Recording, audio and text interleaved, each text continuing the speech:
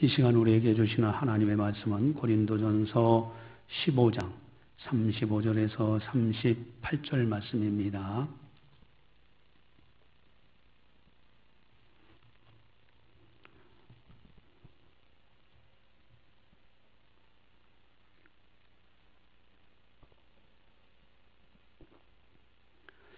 이 말씀을 봉독할 때 살아계신 하나님의 말씀으로 들으시기를 바랍니다. 누가 묻기를 죽은 자들이 어떻게 다시 살아나며 어떠한 몸으로 오느냐 하리니 어리석은 자여 내가 뿌리는 씨가 죽지 않으면 살아나지 못하겠고 또 내가 뿌리는 것은 장래 형체를 뿌리는 것이 아니요 다만 빛이나 다른 것의 알맹이 뿐이로되 하나님이 그 뜻대로 그에게 형체를 주시되 각 종자에게 그 형체를 주시느니라. 아멘. 지혜를 싫어하는 사람은 아무도 없습니다. 그러나 이 세상에는 두 종류의 사람들이 있습니다. 어리석은 자와 지혜자입니다. 많은 사람들은 지혜자가 되고 싶어 합니다. 그러나 지혜자가 되고 싶다고 해서 다 지혜자가 되는 것은 아닙니다. 지혜를 가지고 있어야만 지혜자가 되는 거예요. 성경에서도 아주 지혜를 많이 강조합니다. 잠언 3장 18절에 지혜는 그 얻은 자에게 생명나무라 지혜를 가진 자는 복되도다 이렇게 말씀하십니다. 지혜는 생명나무와 같아요. 지혜가 있을 때 자기의 생명을 위태한 데서 보호하기도 하는 겁니다. 그래서 이 지혜라는 것이 아주 중요하다라고 잠언 기자는 강조합니다. 이런 우화 이야기가 있죠. 사자와 나귀와 여우가 셋이 합동해서 사냥을 갔어요. 가가지고 사냥을 열심히 이제 합동으로 해가지고 마침내 이제 해서 사냥에 성공을 하게 됩니다. 근데 이것을 공평하게 셋으로 나눠야 돼요. 그래서 나귀는 생각하다가 이제 나귀가 사자목, 나귀목, 여우목 그래서 아주 똑같이 3등분해서 나눠졌어요. 그랬더니 이 사자가 화를 내는 겁니다. 그러면서 왜 내가 더 수고를 많이 했는데 나는 이것뿐이 안 주느냐 해서 나귀를 잡아먹었어요. 그 다음에 이제 여우가 나누게 됩니다. 여우가 가만히 나누고 생각을 해보니 이거 어떻게 하면 좋을까 하다가 아주 지혜롭게 잘 나눴어요. 그랬더니 사자가 아주 대만족을 하더랍니다. 너는 어떻게 해서 그런 지혜를 얻게 됐느냐 했더니 이 여우가 하는 말이 내가 나귀가 나누는 것을 보고 나귀를 사자가 죽이는 것을 보고 거기서 배웠습니다. 그래서 사자의 몫을 더 많이 주고 자기 몫은 아주 작게 이렇게 해서 그 위험한 상황에서 모면했다 하는 얘기입니다. 지혜는 생명나무와 같아요. 지혜를 얻은 자가 복됩니다. 또 잠언 3장 15절에 지혜는 진주보다 귀하니 네가 사모하는 모든 것으로도 이에 비교할 수 없도다. 진주 얼마나 값진 겁니까?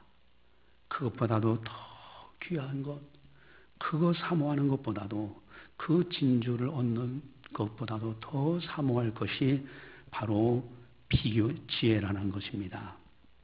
그래서 잠언 4장 6절에 지혜를 버리지 말라. 그가 너를 보호하리라. 그를 사랑하라. 그가 너를 지키리라. 지혜를 버리지 말고 지혜를 사랑하면 그 지혜가 그 사람을 보호하고 그 사람을 지켜준다. 참 지혜라는 것은 너무너무 아름다운 것이고요. 성경은 끊임없이 강조합니다. 그렇다면 지혜들 중에 가장 중요한 지혜는 무엇일까? 아주 중요하고 중요한 지혜. 여러분, 이 땅에서 잠시 머물다가는 나그네 새끼에서 생명 보존하는 것도 참 중요한 지혜고, 사업 잘 되고 명예를 얻고 이렇게 하는 것도 좋은 지혜들이에요. 근데 그 가운데서 최고의 지혜가 있어요. 다른 건 다 지나가는 지혜지만은 영원한 지혜, 그리고 모든 만물을 창조하신 하나님과의 관계성에 있는 지혜. 그래서 잠언 9장 10절에 이렇게 말씀하십니다. 여호와를 경외하는 것이 지혜의 근본이요 거룩하신 자를 아는 것이 너를 명철이니라. 아멘. 하나님을 경외하는 것, 이것이 최고의 지혜예요. 왜냐하면 하나님은 천지 만물을 창조하신 분이고 이 세상과 오는 세상을 만드신 전능하신 분이에요. 그분을 경외하는 것, 그럼 모든 복은 그분으로부터 내려오는 겁니다. 이 땅에서도 복되고 아름다운 천국에 들어가서 영생복락도 누리게 되고. 오늘 설교 제목은 어리석은 자의 질문. 참 어리석은 자들의 질문하는 것이 있더라는 거예요. 아주 우매한 사람들이 질문하는 그 질문이 지혜자의 질문과는 달라요. 여러분, 천국에 들어가지 못하는 사람들의 질문이 가장 어리석은 질문일 겁니다. 왜냐하면 이 세상은 다 지나가는 거잖아요. 그 영원한 저 아름다운 천국에 들어가는 사람들의 질문은 지혜로운 질문인데, 그러지 못한 사람들의 질문은 어리석은 자의 질문이에요. 그 가운데 오늘 본문의 중요한 것을 말씀하십니다. 35절, 36절을 같이 함께 보겠습니다. 누가 묻기를 죽은 자들이 어떻게 다시 살아나며 어떠한 몸으로 오느냐 하리니 어리석은 자여 네가 뿌리는 씨가 죽지 않으면 살아나지 못하겠고. 여기 어리석은 자여라고 하는데 그 앞에 질문이에요. 두 가지 질문이죠. 그게 뭡니까? 아주 두 가지 어리석은 자의 질문이 있는데 그것이 무엇이냐? 첫 번째 어리석은 질문이 뭐냐? 35절 누가 묻기를 죽은 자들이 어떻게 다시 살아나며 그랬어요. 여러분, 부활을 의심하는 질문이 가장 어리석은 자의 질문이라는 거예요. 부활이 어떻게 가능하냐? 사람들이 어떻게 다시 살아날 수 있느냐? 그거 그저 허황되게 만들어 놓은 이야기가 아니냐? 그러나 바울은 본문에서 분명히 설명하고 계십니다. 36절을 함께 보도록 하겠습니다. 어리석은 자여 내가 뿌리는 씨가 죽지 않으면 살아나지 못하겠고. 아멘. 씨가 죽지 아니하면 살아나지 못한다. 이 씨를 가지고 설명을 하고 있어요. 씨앗. 여러분, 농부들이 씨앗을 아주 귀중히 여깁니다. 벼종자만큼은 아무리 굶어도 그만큼은 먹지 않습니다. 씨앗은만큼은 잘 뒀다가 봄에 씨앗을 뿌려서 열매를 거두려고 하는 거예요. 근데 그 씨앗이 땅에 떨어져서 자기 몸은 다 희생되면서 새싹을 세우고 줄기가 나고 잎이 피고 꽃이 피는 거예요. 근데 싹이 안 나는 그런 이제 벼종자라든가 씨앗을 보면은 하늘 그대로 있어요. 여러분, 바로 우리 인생이라는 것이 죽는 것은 언젠가는 한 번 옵니다. 그러나 그 죽음 다음에는 반드시 씨앗에서 새싹이 나오듯이 새로운 몸으로 부활된다. 바울은 그것을 설명하면서 아주 고린도전서 15장에서 부활을 아주 강조합니다. 고린도전서 15장 13절에 만일 죽은 자의 부활이 없다면 이렇게 표현해요. 만이라는 단어를 써요. 그러면 그리스도도 다시 살지 못하셨다. 또 14절에서 만일 그리스도께서 다시 살아나지 못하셨다면 또 이렇게 표현합니다. 만일 우리가 전파하는 것도 다 헛것이고 너희 믿음도 헛것이다. 그러니 반드시 예수님은 부활하셨다. 15절에 만일 죽은 자가 다시 살아나는 일이 없으면, 또 만일이라는 단어를 써요. 하나님이 그리스도를 다시 살리지 않으셨을 것이다. 그러니 부활은 반드시 있다는 거예요. 또 16절에 만일 죽은 자가 다시 살아나는 일이 없으면 이라고 또 설명합니다. 그러면은 그리스도도 다시 살지 못했을 것이다 라고 강조합니다. 또 19절에도 만일 그리스도 안에서 우리가 바라는 것이 다만 이 세상뿐이면, 그리스도 안에서 우리가 부활되지 않고 이 세상뿐이라면 우리가 헛것이다, 헛것. 여러분, 바울 사도는요, 부활은 반드시 있다는 것을 강조하고 강조하십니다. 여러분, 부활은 반드시 있습니다. 결코 사람이 죽는 것으로 끝이 나는 것이 결코 아닙니다. 요한복음 5장 28절 29절에 이를 놀랍게 여기지 말라.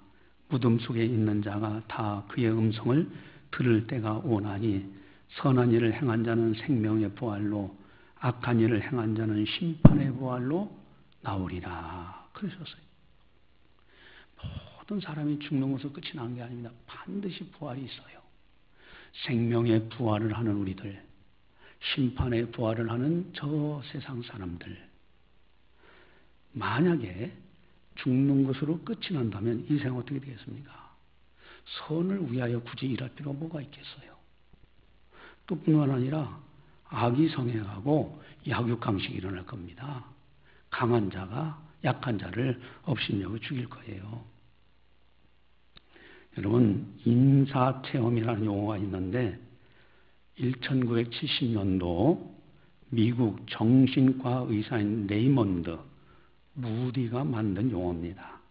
그래서 죽음에 임박한 경험을 했던 사람들, 한 20명 중에서 1명 정도는 그것을 경험을 한 사람들이 있더라. 그 조사를 했어요. 그래서 그 사람들의 현상, 근데 죽음으로 끝이 나는 것이 결코 아니라는 거예요. 자기가 죽는 순간에 육체 이탈, 자기 몸에서 자기가 빠져나가는 경험을 해요. 그러니까 죽음으로 모든 것이 끝이 나는 것이 아니라 그 다음 단계들이 반드시 있더라는 거예요. 그 부활은 나라 있어요. 바울이 3층 천을 체험합니다. 첫째 하늘, 둘째 하늘, 셋째 하늘까지 가봤어요. 첫째 하늘은 우리가 보이는 하늘이에요. 둘째 하늘은 우주 공간의 하늘이에요.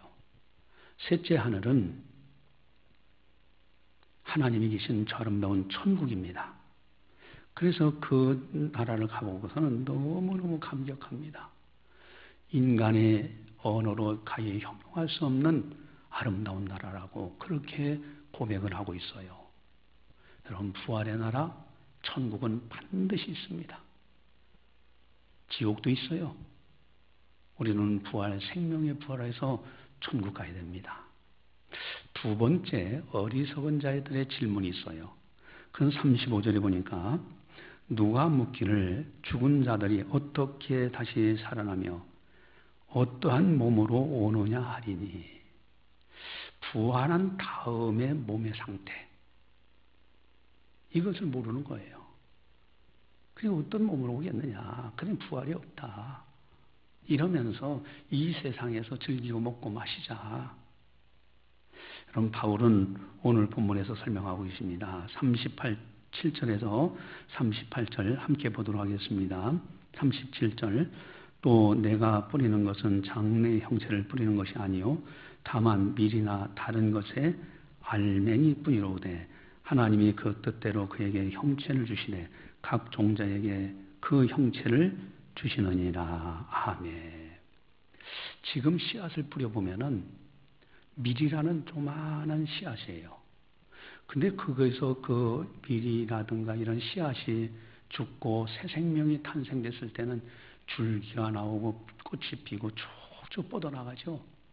완전히 밀, 종자, 씨앗과는 전혀 다른 형태로 나타나는 걸 보게 돼요. 바로 부활의 나라도 마찬가지예요. 우리들의 육의 몸이 이 땅에 썩어져서 없어지는 것 같아도 우리 몸과는 상상할 수 없는 놀라운 신령한 몸을 입고 부활의 나라에 들어간다. 그런 뜻을 말씀하고 있어요. 그러나 예를 들어서 밀이라는 종자에서는 밀나무가 나오잖아요. 벼라는 종자에서는 벼나무가 나오죠. 사과 씨앗에서는 사과나무가 나옵니다.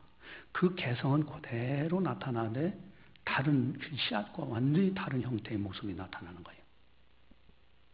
바로 우리가 천국에 들어가면요, 너무너무 아름다운 모습으로 변화되는데 누군지는 서로가 다 알아본다는 거예요. 아, 아무개 장로님, 아무개 집사님, 아무개 권사님, 아무개 성도님, 서로 알아봅니다. 그러나 신령한 몸, 육의 몸하고는 완전히 다른 새로운 몸으로 아름다운 천국에 들어간다라는 말씀입니다. 예수님도 분명하게 말씀하셨죠. 사두개인들은 부활을 믿지 않는 사람들이었어요. 그들의 논리가 아주 그럴듯하게 논리합니다. 그 당시 문화권에서 형이 죽으면은 그 형수를 동생이 취해서 자식을 낳아줘야 돼요. 그랬을 때 7형제가 있었는데 맛이 자식 없이 죽어서 그 형수를 둘째가 취했어요. 근데 둘째 형수도 또 이제 둘째 형도 형수와 같이 이제 살았는데 자식이 없이 또 둘째도 죽었어요. 그럼 그 형수는 또 셋째, 넷째, 다 일곱째가 다 그렇게 됐다. 그럼 부활의 나라에 들어가면은 도대체 그 여인은 누구의 아내가 되겠습니까? 이런 논리를 가지고 그 당시 문화를 가지고 그러니 부활이 없다. 아주 그럴듯했죠. 그러나 그럴듯하더라도 진리가 아닌 것이 많습니다. 그래서 예수님께서는 누가복음 20장 34절 38절에 분명히 말씀하십니다. 예수께서 이르시되 이 세상의 자녀들은 장가도 가고 시집도 가되 저 세상과 및 죽은 자 가운데서 부활함을 얻기에 합당히 여김을 받은 자들은 장가가고 시집가는 일이 없으며 그들은 다시 죽을 수도 없나니 이는 천사와 동등이요 부활의 자녀로서 하나님의 자녀입니다. 죽은 자가 살아난다는 것은 모세도 가시나무 떨기에 관한 글에서 주를 아브라함의 하나님이요 이삭의 하나님이요 야곱의 하나님이시라 칭하였나니 하나님은 죽은 자의 하나님이 아니요 살아있는 자의 하나님이시라 하나님에게는 모든 사람이 살았느니라 하시니라. 아멘. 예수님은 그렇게 말씀하신 거예요. 여러분, 예수님은 분명히 말씀하시기를 저 아름다운 부활의 나라 천국은 시집가고 장가가고 서로 내 안에 이런 차원의 세계가 아니라 하늘에 있는 천사 같은 모습으로 변화되어서 살아가는 아름다운 나라다. 그리고 하나님 앞에는 모두가 살아있다는 거예요. 이 땅에 살아있는 우리들, 저 세상에 앞서 가신 성도들, 하나님 눈에는 다 살아있는 존재입니다. 부활은 반드시 있습니다. 부활의 나라는 너무너무 아름다운 나라예요. 우리가 천사 같은 모습으로 변화되는 나라예요. 그래서 바울 사도는 이것을 깨닫고 분명하게 강조하죠. 고린도전서 15장 57절 58절에 우리 주 예수 그리스도로 말미암아 우리에게 승리를 주시는 하나님께 감사하노니 그러므로 내 사랑하는 형제들아 견실하며 흔들리지 말고 항상 주의 일에 더욱 힘쓰는 자들이 되라. 이는 너희 수고가 주 안에서 헛되지 않은 줄 압니다. 아멘. 예수 그리스도를 통하여 우리는 사망도 이기고 장차 부활하는 저 아름다운 천국에 갔을 때 주님이 우리를 다 맞이해 주시고요. 우리가 이 땅에서 수고한 걸 다 알아주시고 그렇기 때문에 흔들리지 말고 항상 주의 일에 더욱 힘쓰는 자들이 되라. 너희 수가 주 안에서 하나도 헛된 것이 없다. 여러분, 이 놀라운 선포입니다. 우리는 저 아름다운 천국에 너무너무 아름다운 천국에 들어가면은 감격하고 감격할 겁니다. 예수님께서 십자가에서 우리의 죄 문제 다 해결하셔서 지옥을 갈 수도 없고요. 이제는 마귀의 종노릇도 안 하고요. 오직 성령 천사들의 도움을 받으면서 이 땅에 살다가 장차 이 세상을 떠날 때는 천사들에게 받들려 저 부활의 나라 천국에 다 들어가게 돼 있어요. 죄 문제와 죽음의 문제가 다 해결되는 것이 예수 안의 십자가 부활입니다. 오직 부활의 진리를 가지고 천국의 소망을 가지고 하루하루를 승리하면서 살아가야 된다 하는 겁니다. 이런 이야기가 있었어요. 8살 먹은 아이가 죽어가는 마지막 그런 일이 있었어요. 어머니 마음이 얼마나 가슴이 아팠겠습니까? 8살짜리 아들이 죽어가니, 근데 이 아들이 이제 마지막 죽어가지만은 의사나 그 부모는 아이한테 절대 얘기하지 않았어요. 근데 이 8살짜리 아이가 죽어가면서 내가 이 세상을 떠날 때가 됐구나 하는 것을 나름대로 본능적으로 느꼈던 것 같아요. 그래서 어머니한테 질문합니다. 엄마, 죽는 것이 뭐예요? 이 질문을 받았던 그 어머니는 얼마나 가슴이 묘지게 아팠겠습니까? 뭐라고 이 아들에게 이야기를 해줘야 될까? 그러다가 이 어머니가 잠깐만 기다려라 하고 부엌에 가서 하나님께 기도합니다. 하나님, 저 죽어가는 8살짜리 아들에게 뭐라고 대답을 해야 되겠습니까? 지혜를 달라고 기도했어요.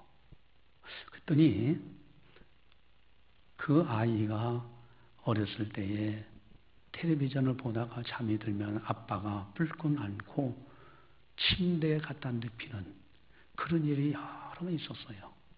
그래서 어머니가 아들한테 가서 얘야, 죽는다는 것은 네가 잠이 들면은, 잠깐 잠이 들면은, 잠이 들었을 때 아빠가 너를 침대에 옮기듯이 하나님께서 너를 저 아름다운 천국, 아름다운 나라에 가도록 그렇게 옮겨주신다는 거다. 그러니 하나님 바라보고 담대하라. 이렇게 설명을 했다고 합니다. 참으로 지혜로운 어머니죠. 여러분, 죽어가는 사람에게 어떤 것이 위로가 되겠습니까? 부활의 나라, 천국에 관한 이야기예요. 특별히 그 아이에 맞는 설명, 그걸 통해서 부활의 나라의 모습을 알려주는 것은 대단히 지혜로운 어머니였어요. 여러분, 우리들은 정말로 어리석은 자의 질문이 돼서는 질문해서는 안 됩니다. 부활이 어떻게 있을 수 있습니까? 사람이 어떻게 다시 살아납니까? 이건 어리석은 자의 질문입니다. 또 부활되면 어떤 몸이니까? 그러니 부활이 없습니다. 이렇게 하는 질문들은 참으로 어리석고 어리석은 질문이에요. 그러나 부활이 확실하고 천국에 대한 확실한 믿음을 가지고 천국을 바라보고 살아가는 것은 이 세상의 가장 큰 지혜자입니다. 우리가 저 부활의 나라에 대한 소망을 가지고 승리하시기를 주님의 이름으로 간절히 축원합니다. 기도하시겠습니다. 사랑의 하나님 아버지, 감사합니다. 저희들을 사랑해 주셔서 이렇게 성령께서 교회에 하시는 말씀을 들으면서 부활의 진리를 다시 한번 확인하고 아름다운 천국을 소망 중에 즐거워하면서 소망 가지고 또 이 세상을 이기고 저 아름다운 천국에 이제 부활을 쌓으며 살아갈 수 있도록 인도해 주시니 참으로 감사를 드리옵나이다. 우리 모두가 다 십자가의 도와 부활의 진리를 굳게 붙들고 오직 예수로 승리하며 살아갈 수 있도록 인도하여 주시옵소서. 감사하고 예수님의 이름으로 기도드리옵나이다. 아멘.